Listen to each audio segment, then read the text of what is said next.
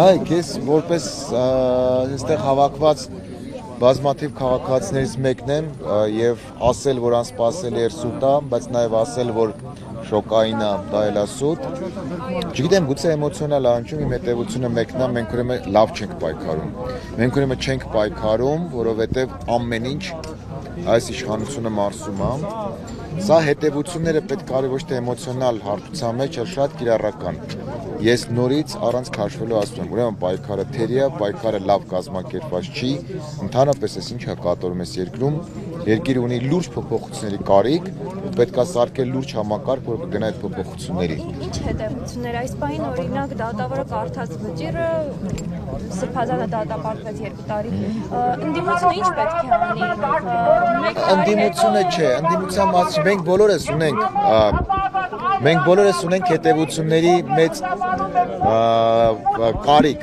հասարակությունն էլ, քաղաքական հանրային ինստիտուտներն էլ, անտարբերության այս վիճակը, որ ձևավորվել է երկրում, ոչ մի լավ բանի չի բերելու, շատ վատ բաների է բերելու եւ հետևությունը մեկն է, պայքար ուրեմն թույլ է, շատ ուժեղ։ Դա բարդ թեմա է, ես այս բանից դժվար է, ես էլ եմ որպես սովորական մարդ հիմա մտքերիս հետ Սրբազանի հետ հասարակությունն էլ չգիտի ինչ անի, իրեն պետք է ուղղորդել։ Գուցե, լավ բան ասցիք, դա մոտավորապես նույն բանը, ինչ որ ես եմ ասում, մենք չհակասեցինք իրար։ Պետք է հետևություն արվի, որտեվ այս մեքենան կարա խժռի բոլորին ամեն պահի։ Մի հատ այլանդակ մեքենա է, որը արդեն կարմիր գծեր չունի, բարոյական գծեր չունի,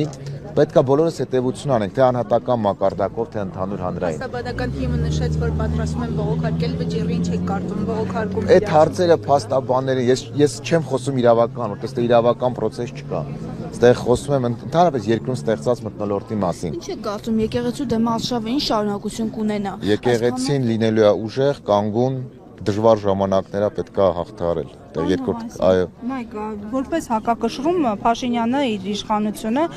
դնում է նժարին այսպես կոչված խաղաղության օրակարգը։ Այս խաղաղության օրակարգի մոնոպոլիան դեռևս կարելի է ասել Փաշինյանի եւ նրա թիմի ձեռքում է։ Ընդդիմության այլընտրանքը ըստ ձեզ որը պետք է լինի այս փուլում։ Դա շատ բարդ հարց է, ես ոտի վրա ուղղակի ի վիճակի չեմ, եթե ցանկացած օր հանգիստ զրուցենք